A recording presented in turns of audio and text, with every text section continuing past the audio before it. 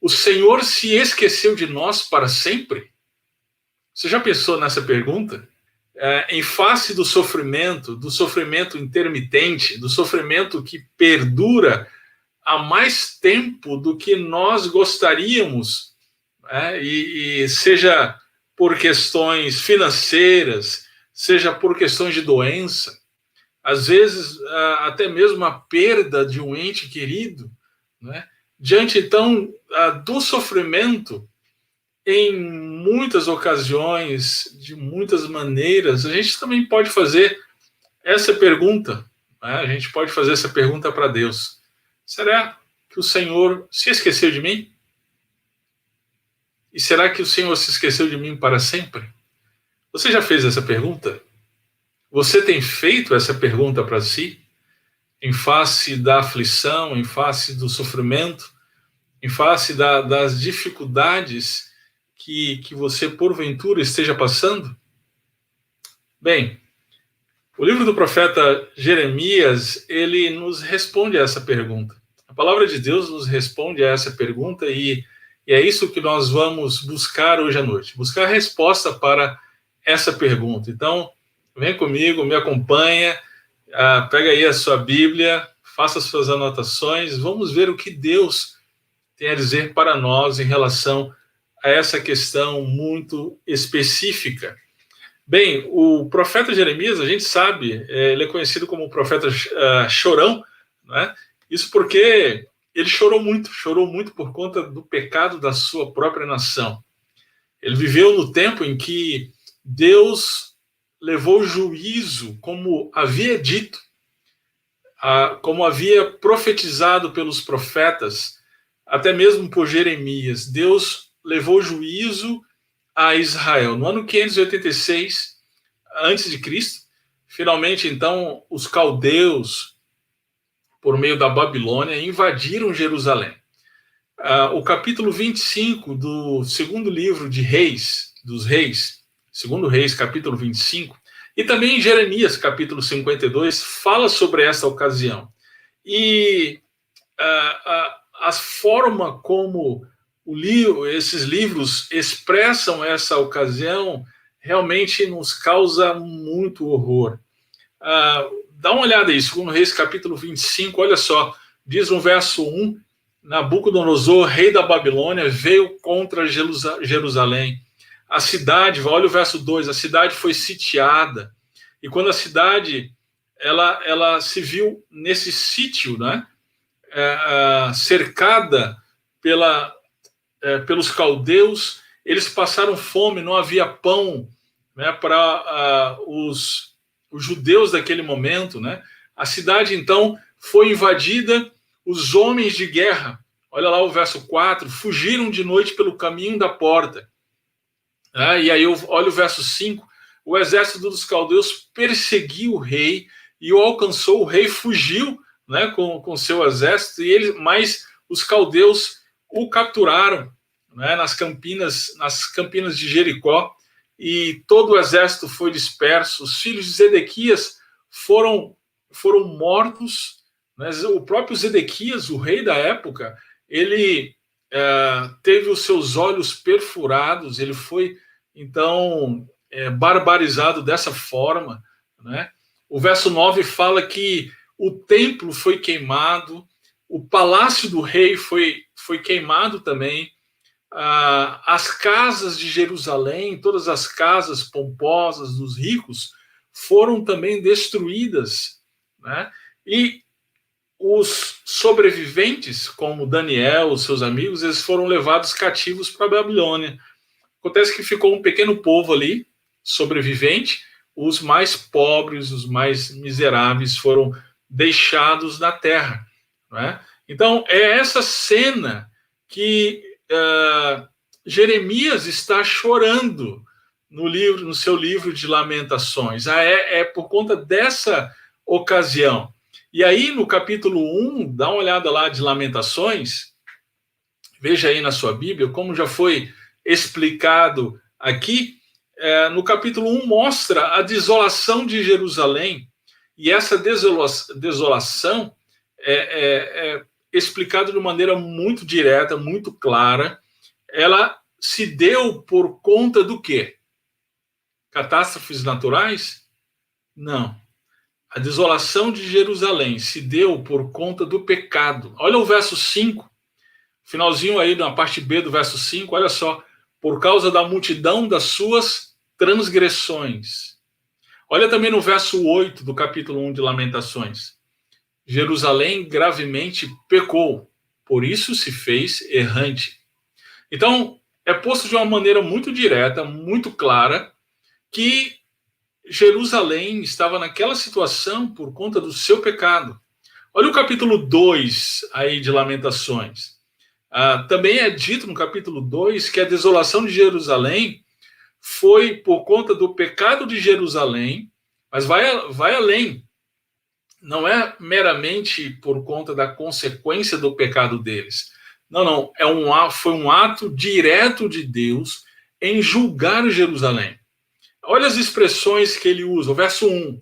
Como cobriu o Senhor de nuvens na sua ira a filha de Sião. Olha o verso 2. Devorou o Senhor todas as moradas de Jacó e não se apiedou. Olha o verso 3. No furor da sua ira, cortou toda a força de Israel. Perceba que é uma ação direta de Deus no juízo. Verso 4. Armou o seu arco como inimigo, firmou a sua destra como adversário e matou tudo que era formoso à vista. Perceba, então, Deus está levando, nesse momento, então, que descreve o texto, Deus leva juízo sobre Jerusalém por conta do pecado desta. Olha o capítulo 3 agora, de Lamentações. Em meio ao juízo, então o profeta, ele olha para o quê? Para a misericórdia. As misericórdias do Senhor são a esperança de Israel. São a esperança de restauração da nação. Olha o verso 22. Capítulo 3, verso 22. Dá uma olhada. As misericórdias do Senhor são a causa de não sermos consumidos, porque as suas misericórdias não têm fim. Então, vamos recapitular aqui. Jerusalém está sofrendo, e está sofrendo por causa do seu pecado, e o seu pecado levou Deus ao juízo. Deus julgou o pecado de Jerusalém, do povo de Israel, não é? Mas em meio a esse juízo, o profeta olha para Deus, olha para a misericórdia do Senhor. E aí o capítulo 4, ele volta a falar de juízo. Ele diz: a justa ira de Deus trouxe as maldições da aliança. É muito interessante a gente lembrar de Deuteronômio 28, e o que Moisés previu que aconteceria se a nação esquecesse de Deus, não é? As maldições previstas ali, elas são replicadas no capítulo 4 de Lamentações. Olha o verso 11, por exemplo. Deu o Senhor cumprimento ao seu furor, derramou o ardor da sua ira e acendeu fogo em Sião, que consumiu os seus fundamentos. Perceba, então, gente, que com isso, Deus, ele é justo juiz e julga a maldade, e julga o pecado. Mas nada pode livrar o homem desse julgamento justo de Deus. Seria o exército de Israel que teria salvo? Não foi. A gente viu isso. Teria sido o rei Zedequias, aquele que fugiu? Também não. Ele era ungido, mas não Jesus Cristo, o ungido do Senhor. Então, ele fugiu. Teria sido os muros foram destruídos. Teria sido uma nação estrangeira, por exemplo, o Egito, eles olharam para o Egito esperando por salvação? Não, também não foi o Egito, não foi a nação estrangeira que poderia ter salvo eles. Então teria sido talvez o templo, talvez os salvasse? Também não. O templo, ele mesmo foi destruído. Não existia salvação para Israel, a não ser o próprio Deus. Só existe uma salvação para o juízo que vem de Deus, a misericórdia do próprio Deus. É só essa a salvação para Israel. É isso que, então, Jeremias vem dizendo ao longo do livro de Lamentações, até que, então, chega no nosso capítulo de hoje, o capítulo 5. Né? Então, vamos dar uma olhada aí no capítulo 5. A gente vai ver, neste capítulo, em poucas palavras, que o Senhor deve ser buscado em meio à aflição causada pelo pecado. E ele deve ser buscado por meio da confiança que ele é a única salvação. Eu vou repetir. O Senhor deve ser buscado em meio à aflição causada pelo pecado, confiando que ele é a única salvação. Vamos entender melhor como essa mensagem está disposta aqui nesse capítulo. Dá uma olhada aí no verso 1. Olha o capítulo 5 de Lamentações, verso 1. Diz assim: lembra-te, Senhor, do que nos tem sucedido. Considera e olha o nosso opróbrio.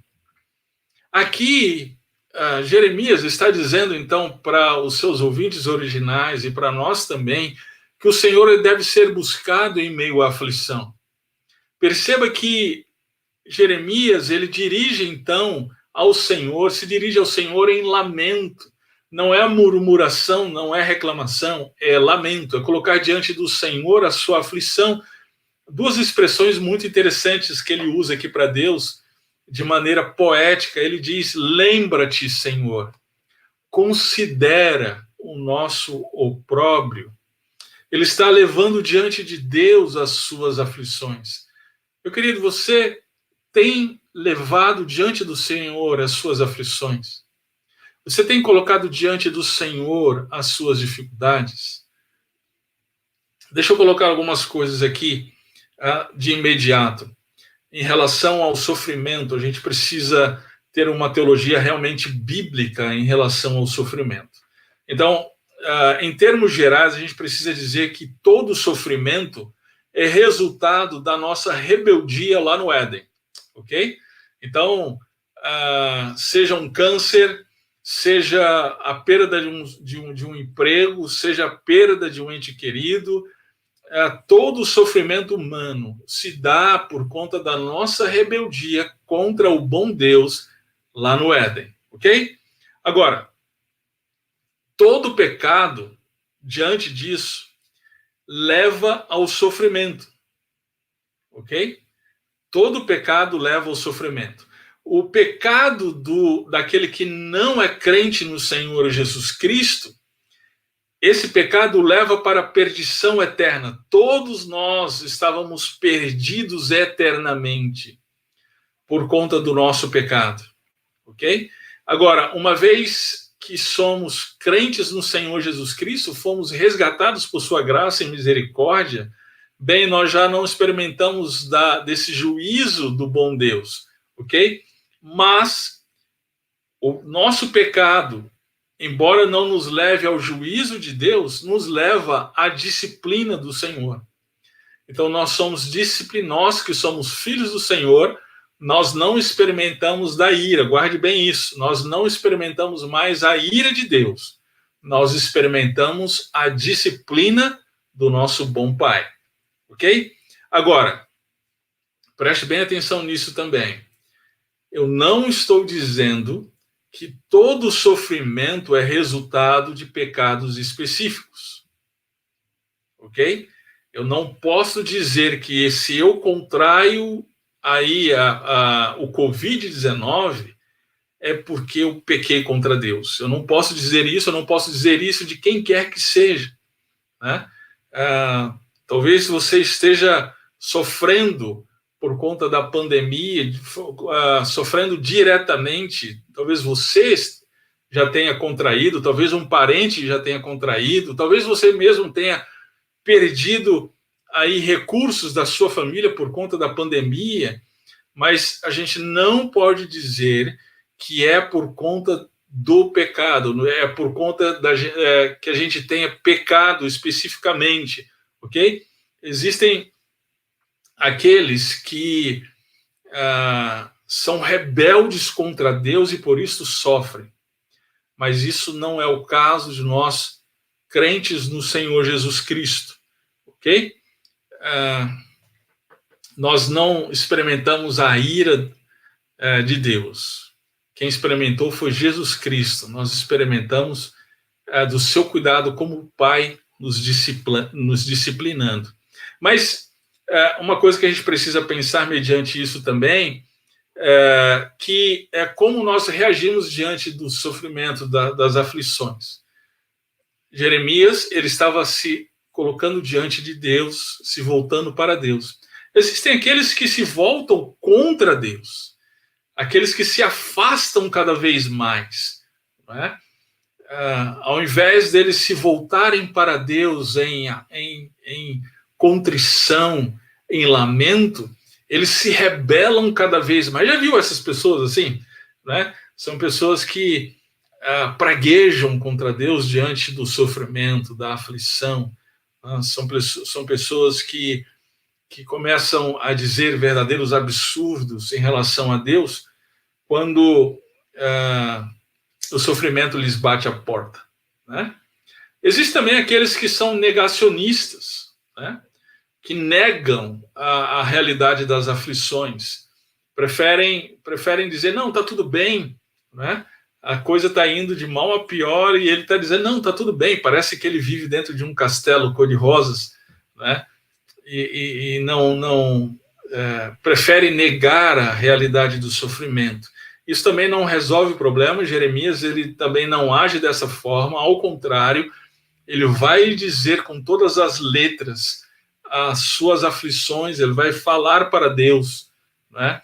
Queridos, quem mora numa região de praia sabe que mesmo em um dia nublado, quando a gente acha que não tem sol, a gente, se ficarmos sem proteção, a gente fica bronzeado, a gente se queima do sol. Não adianta negar a existência do sol. O sol está lá e a gente termina sendo...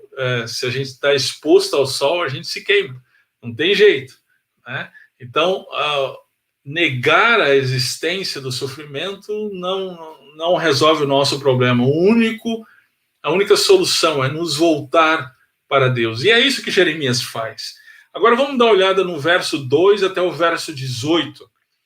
Aqui a gente vai ver que o Senhor deve ser buscado em meio à aflição esta que é causada pelo pecado. Jeremias vai dizer isso aqui com todas as letras. Olha só, olha a descrição que ele faz aqui, mais uma vez. Ele fez isso várias vezes ao longo do livro de Lamentações, mas aqui, por final, como que culminando, ele vai expor mais uma vez, então, o seu sofrimento. Ele vai dizer o seguinte, olha só, a nossa herança passou a estrangeiros e as nossas casas a forasteiros. Órfãos somos sem pai, nossas mães são como viúvas. A nossa água por dinheiro a bebemos, por preço vem a nossa lenha. Os nossos perseguidores estão sobre os nossos pescoços. Estamos cansados e não temos descanso.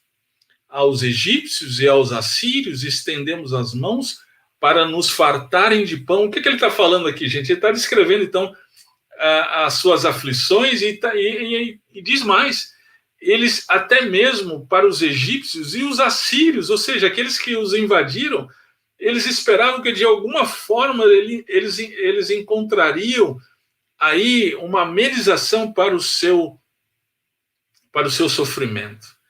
E aí, no verso 7, ele vai dizer a razão disso. Nossos pais pecaram e já não existem. E nós levamos as suas maldades, ou seja, nós estamos sofrendo aí pelos pecados dos nossos pais. Mas ele não vai ficar aí, olha só o que ele vai dizer. Né? Verso 8.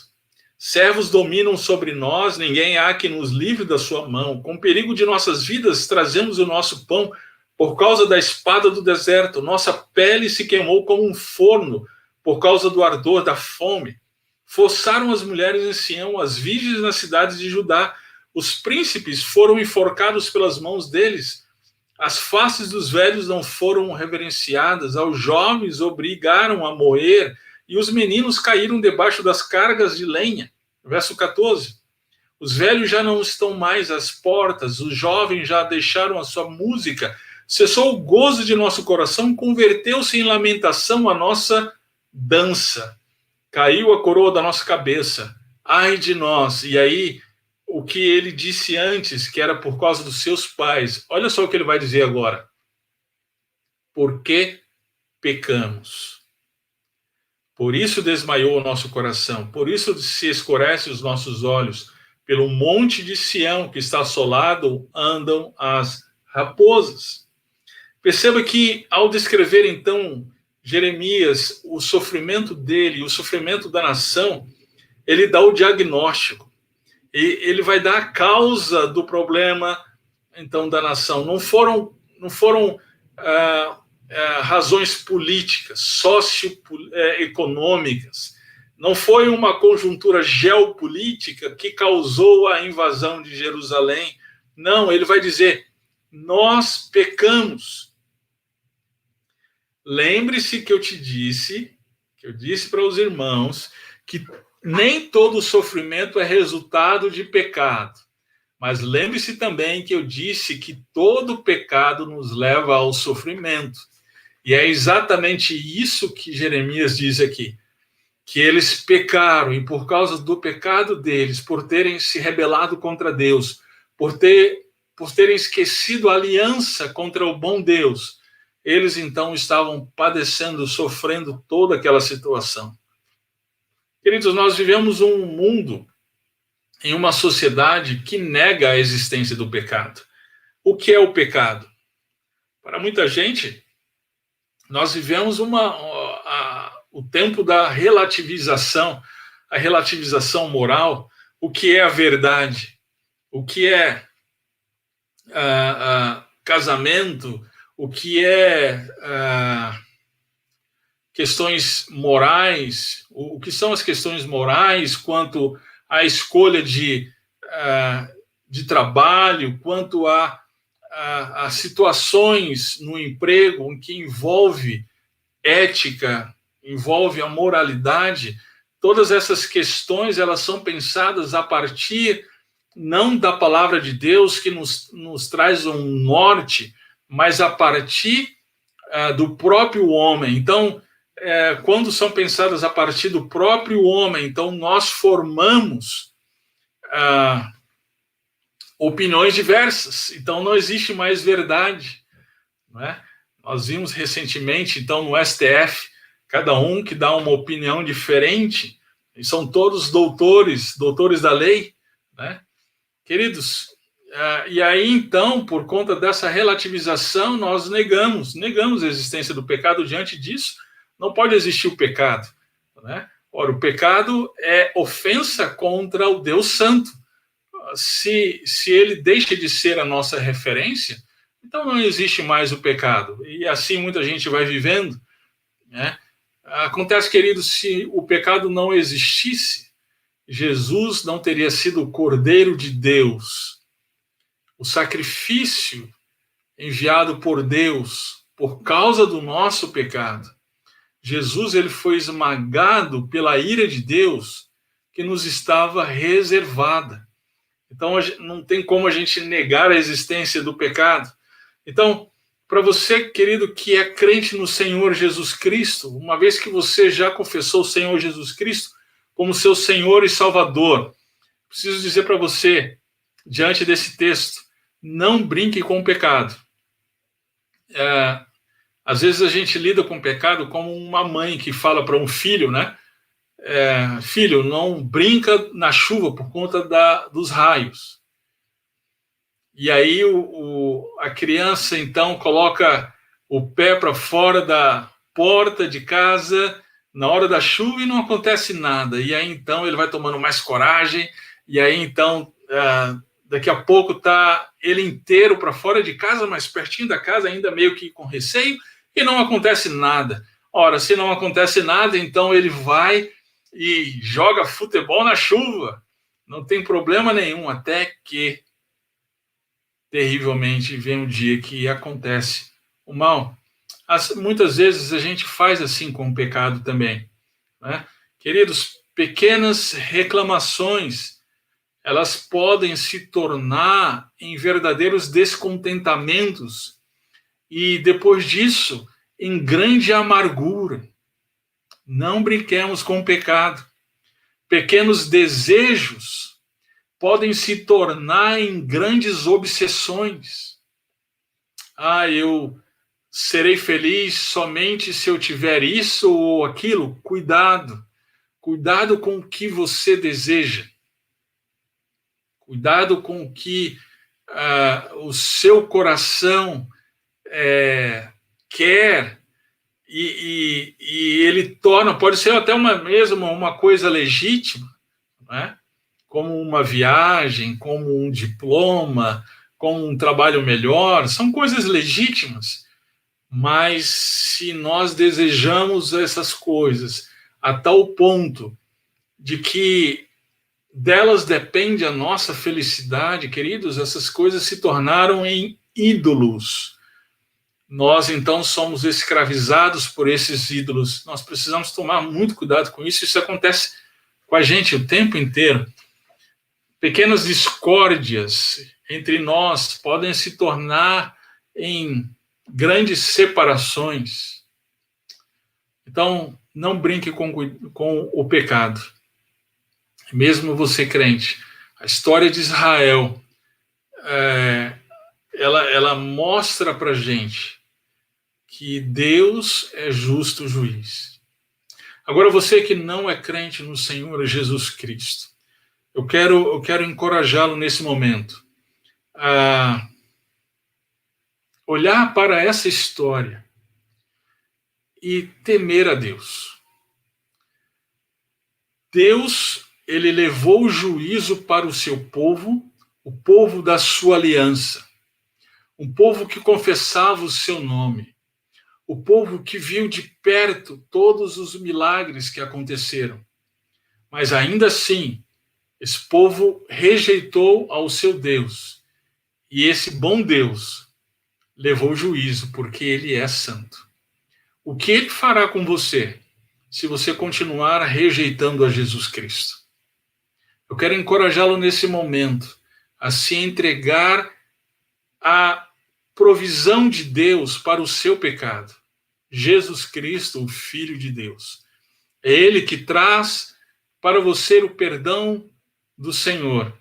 É ele que levou sobre si o juízo de Deus, a fim de que você não sofresse esse juízo. Somente assim você pode escapar desse juízo de Deus. Agora vamos dar uma olhada, gente, no verso 19 e o verso 22. Aqui, lembre-se, a gente viu até aqui que o Senhor deve ser buscado em meio à aflição causada pelo pecado. Agora perceba que no verso 19 ao verso 22, o profeta vai dizer assim, confiando. Como o Senhor deve ser buscado? Confiando que ele é a única salvação. Vamos dar uma olhada. Olha só o verso 19 ao 22, o que diz. Tu, Senhor, permaneces eternamente, e o teu trono subsiste de geração em geração. Por que te esquecerias de nós para sempre? Essa é a pergunta inicial, lembra lá. Por que nos desampararias por tanto tempo? Converte-nos a ti, Senhor, e seremos convertidos. Renova os nossos dias como dantes. Mas tu nos rejeitaste totalmente. Tu estás muito enfurecido contra nós. Gente, perceba o seguinte. Olha o verso 19. Aqui o profeta vai dizer que o Senhor é eterno e governa eternamente. Mesmo diante do caos causado pelo pecado, o Senhor reina. O Senhor é soberano. Seus planos eternos, que foram eternamente, antes mesmo da eternidade, melhor dizendo, antes mesmo da eternidade, ele havia planejado todas as coisas. Estes planos, eles não são abalados pelos pecados humanos, pelo pecado humano. Queridos, nós vemos a situação que nós vemos hoje, nós vemos o caos instalado por conta da pandemia, nós vemos tanta gente sofrendo por conta do Covid-19, nós vemos, mais do que isso, tantos de nós que sofrem por conta da falta de decisão ou das más escolhas dos nossos governantes. E aí a gente coloca a mão na cabeça e a gente tem a tentação, então, de achar que está tudo perdido. Queridos, a gente precisa lembrar que o nosso Deus permanece eternamente e o seu trono subsiste de geração em geração. A gente precisa lembrar da soberania de Deus. A gente precisa lembrar de quem está no controle. E o controle sobre todas as coisas está nas mãos do nosso bom Deus. Olha o verso 20. O verso 20, ele traz então aquela pergunta.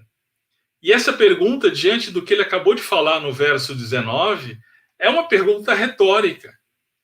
Porque a resposta, a partir do verso 19, a resposta é: não, o Senhor não esquece para sempre. O Senhor, ele não nos abandona. A pergunta é: por que te esquecerias de nós para sempre? E a resposta é: não. O Senhor não esquece do seu povo. O Senhor não esquece da sua aliança. Ainda que por algum tempo tenha levado juízo ao seu povo, no final, este mesmo povo será restaurado. O Senhor não esquece. Olha o verso 21 e 22. O Senhor, ele é aquele que converte o pecador e o renova. Isso aqui é muito interessante, porque que condições, pensa comigo, teria o povo de Israel de se salvar? Que condições teria o povo de Israel de reatar a aliança com Deus? Nenhuma. E aí Jeremias, ele coloca a esperança não em si mesmo, ele coloca a esperança não na sua própria capacidade de se salvar, na sua moralidade, na sua santidade. Não, ele coloca a sua esperança no próprio Deus, na bondade do próprio Deus, na misericórdia do próprio Deus, a ponto de dizer: é o Senhor é aquele que me converte, é aquele que nos converte. E aqui a gente lembra de Ezequiel, do livro de Ezequiel, né, que ele profetiza que o Senhor iria transformar os corações de pedra em corações de carne. É interessante o verso 22, porque como ele está posto aqui na minha versão, mas tu nos rejeitaste totalmente, parece que ele termina aqui o capítulo e o livro de uma forma assim realmente muito trágica. Mas existem outras traduções, eu trouxe aqui a NVI, que ele vai dizer o seguinte: a não ser que, verso 22, a não ser que já nos tenhas rejeitado completamente e a tua ira contra nós não tenha limite. Ou seja, em outras palavras, o que ele está dizendo aqui é: converte-nos, Senhor, a não ser que já nos tenhas rejeitado completamente. O Senhor, sim, rejeitou completamente o seu povo, mas ele lembrou-se da sua aliança. O profeta ora exatamente por isso. Ele encontra esperança exatamente na misericórdia do Deus que leva juízo, na misericórdia do Senhor. É por causa dessa misericórdia que nós não somos consumidos. Deus não desistiu da aliança com Israel. Ele, em sua misericórdia, prometeu restaurar o seu povo. A gente vê uma restauração parcial quando o povo retorna do exílio, mas uma restauração verdadeira em Jesus Cristo, quando Cristo vem e paga, então, pelo pecado do seu povo. Jesus, então, está restaurando o seu povo. E não somente o povo de Israel, mas o povo de Deus, que são israelitas e gentios que creem no Senhor Jesus Cristo. Nós somos o povo de Deus e é Cristo que então nos restaura a comunhão com o nosso bom Deus. Queridos, a lembrança, uma outra coisa que a gente precisa pensar, a lembrança dos nossos pecados passados, dos nossos erros passados, elas nos assolam, elas tendem a nos assolar e elas nos fazem achar que não existe mais esperança. Nós precisamos nos lembrar de Cristo.